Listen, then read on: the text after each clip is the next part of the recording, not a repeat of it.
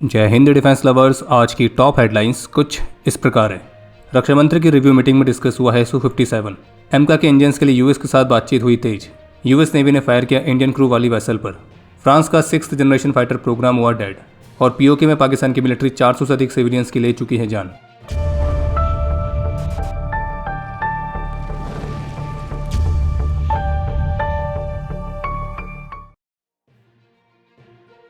भारत के स्वदेशी fighter jet एमका के प्रोटोटाइप्स को पावर देने के लिए एचएएल ने यूएस फर्म जीई के साथ उनके जीई F414 जेट इंजन्स के लिए टेक्निकल नेगोशिएशंस को कंप्लीट कर लिया है और अभी वर्तमान समय में इन जेट इंजन्स को लेकर कमर्शियल डिस्कशन जारी है।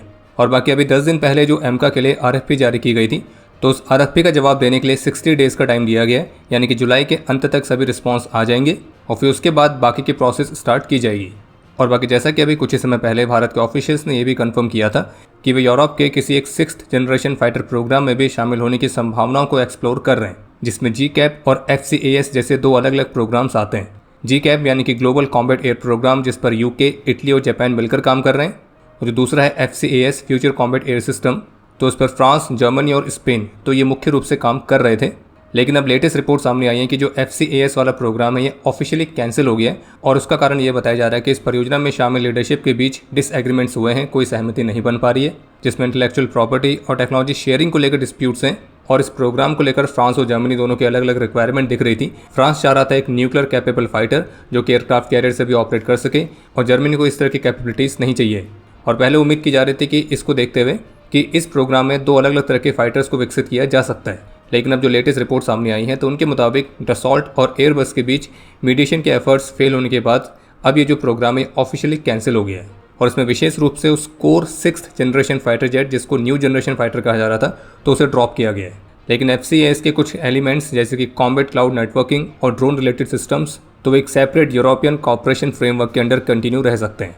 पर चूंकि FCAS अब डेड हो चुका है, तो अगर भारत किसी European 6th generation fighter programme में शामिल होने की सोच रहा है तो अब केवल एक ही ऑप्शन बचा है, GCAP।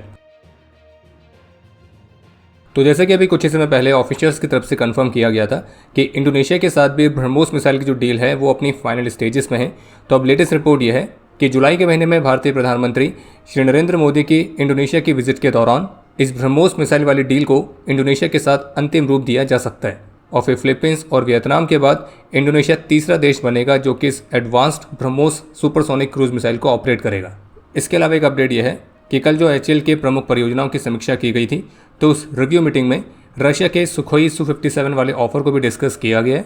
लेकिन रक्षा मंत्रालय के सोर्सेज का ये कहना है कि फिलहाल अभी जो सुखोई Su-57 वाला ऑफर है तो इस पर केवल डिस्कशन चल रहा है, इस पर कोई भी अंतिम निर्णय नहीं लिया गया है। और बाकी अगर भारत सुखोई Su-57 को लेता है तो उसके क्या प्रॉस हैं, क्या कॉन्स हैं, तो इस पर हमने एक डेडिकेटेड वीडियो पहले बनाई है, आप उसके माध्यम से और भी जानकारी प्राप्त कर सकते हैं, लिंक डिस्क्रिप्शन में मिल जाएगा। बाकी एक अपडेट यह है कि ब्राज़ीलियन फर्म एम्ब्रियर भारतीय वायुसेना के मिलिट्री ट्रांसपोर्ट एयरक्राफ्ट वाले टेंडर में अपने C390 मिलेनियम एयरक्राफ्ट को बहुत ही स्ट्रांगली पिच कर रही है।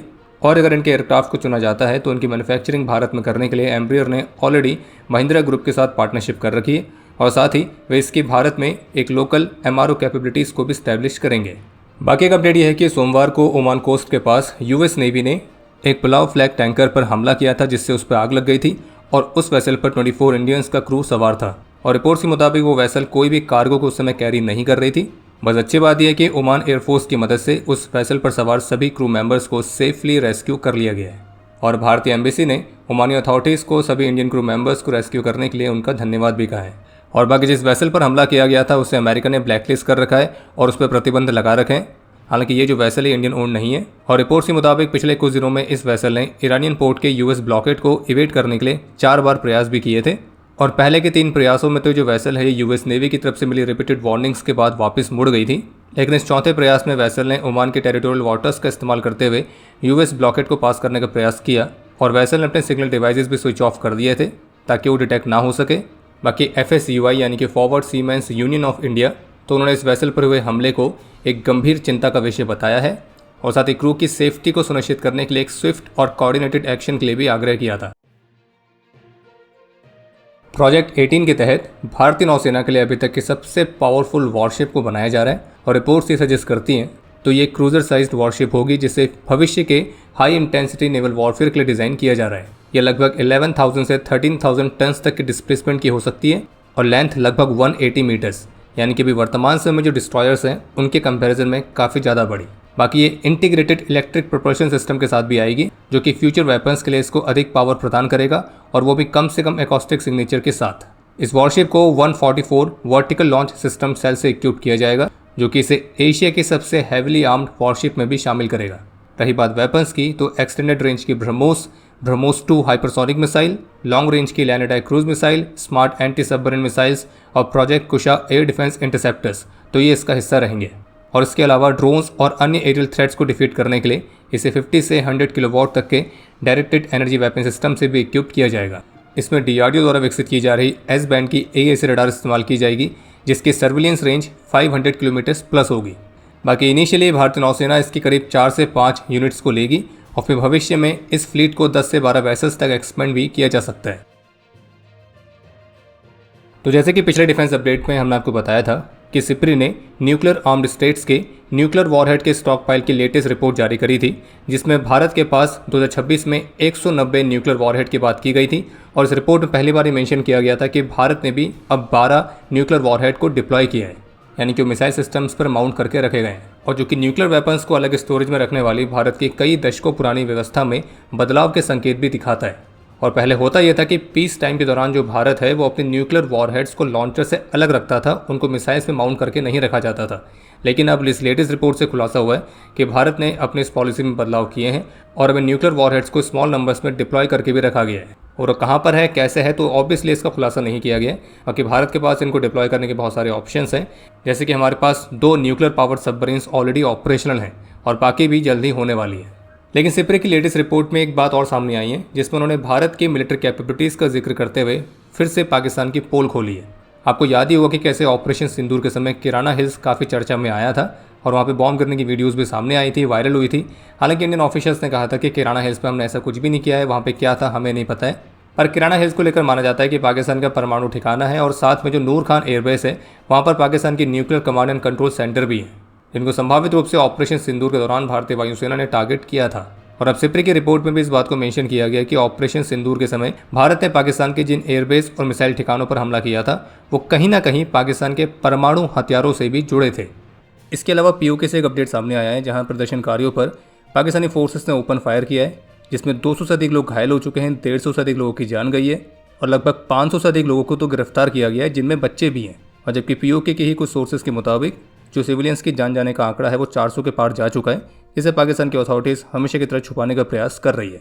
और जबकि लंदन में भी पाकिस्तानी हाई कमीशन के बाहर पीओके में पाकिस्तानी मिलिट्री और पाकिस्तानी गवर्नमेंट के इन एक्शंस पर विरोध प्रदर्शन देखने को मिले हैं, और Pakistani army chief Asim Munir, PoK की सो कॉल्ड गवर्नमेंट, तो उनके खिलाफ नारेबाजी भी हुई है।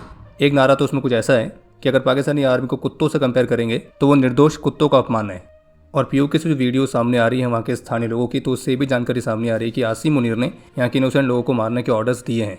और भारतीय विदेश मंत्रालय की तरफ से भी पीओके की सिचुएशन पर प्रतिक्रिया देखने को मिली है, जिसमें स्पष्ट रूप से कहा गया है कि पाकिस्तान की तरफ से फेक न्यूज़ और फेक वीडियोस देखने को मिल रही हैं, और ये पाकिस्तान द्वारा पीओके में उनकी नाकामियों को छुपाने और वहाँ पे उनके द्वारा किए जाने वाले मानवाधिकारों के उल्लंघन से ध्यान हटाने का एक प्रयास है।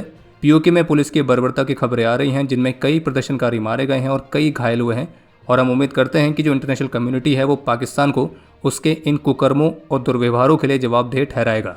और लंदन में भी जो पाकिस्तानी हाई कमीशन के बाहर पीओके के स्थानीय लोग प्रदर्शन कर रहे हैं, तो आपको बता दें कि यूके में रहने वाली करीब 60 से 70% की जो पाकिस्तानी आबादी है वो पीओके से ही है। और इतना ही नहीं, बल्कि पीओके में जो सिविलियंस के खिलाफ पाकिस्तान के डीप स्टेट ह्यूमन राइट्स का खुलेआम उल्लंघन कर रही है, तो इसके बारे में ब्रिटेन के एमपीज़ ने भी ब्रिटिश फॉरेन सेक्रेटरी को लिखा है। और बात बात पर पाकिस्तान द्वारा भारत के खिलाफ फैलाई जाने वाली ह्यूमन राइट्स वाली फेक न्यूज़ पर जम्मू कश्मीर पर मानवाधिकार को रोना रोने वाले जो सो कॉल्ड वेस्टर्न मीडिया है, जैसे कि BBC, रॉयटर्स और जितने भी बड़े बड़े नाम हैं, तो उनमें से किसी ने भी अभी तक पीओके की सिचुएशन पर कुछ भी कवर नहीं किया है। और ऐसी भी रिपोर्ट्स हैं कि पाकिस्तान ने पीओके में सिक्योरिटी फोर्सेस सिर्फ वहाँ पे सिविलियंस की जान लेने के लिए ही डिप्लॉय कर रखी हैं। और ऐसी रिपोर्ट्स भी आ रही हैं कि पाकिस्तान यहाँ पे इमरजेंसी भी लगा सकती है, और फिर उसके बाद यहाँ पे जिस लेवल का वहाँ के सिविलियंस के खिलाफ अत्याचार होगा उसकी आप कल्पना भी नहीं कर सकते हैं, क्योंकि पाकिस्तान की मिलिट्री 1971 में इसकी एक झलक दे चुकी है ऑपरेशन सर्च लाइट के नाम पर, और दोबारा से पीओके में कुछ वैसा ही देखने को मिल सकता है। तो इसलिए इंटरनेशनल कम्युनिटी को जितना जल्दी हो सके इस पर एक्शन लेने की ज़रूरत है।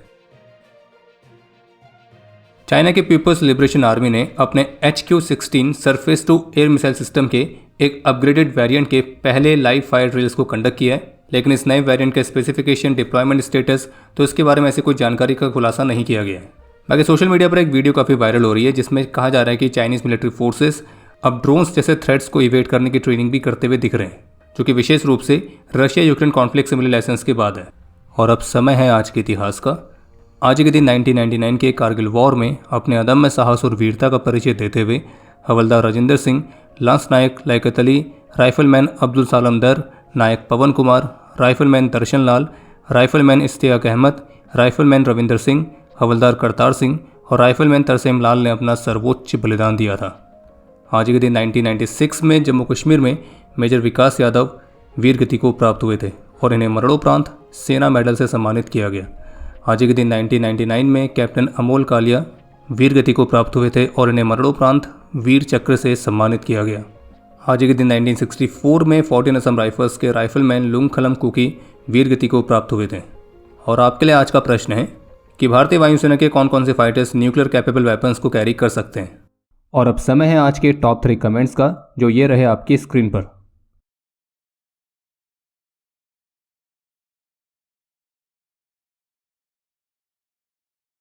उम्मीद है आपको आज का एपिसोड पसंद आया होगा। पसंद आया तो वीडियो को लाइक करना ना भूलें।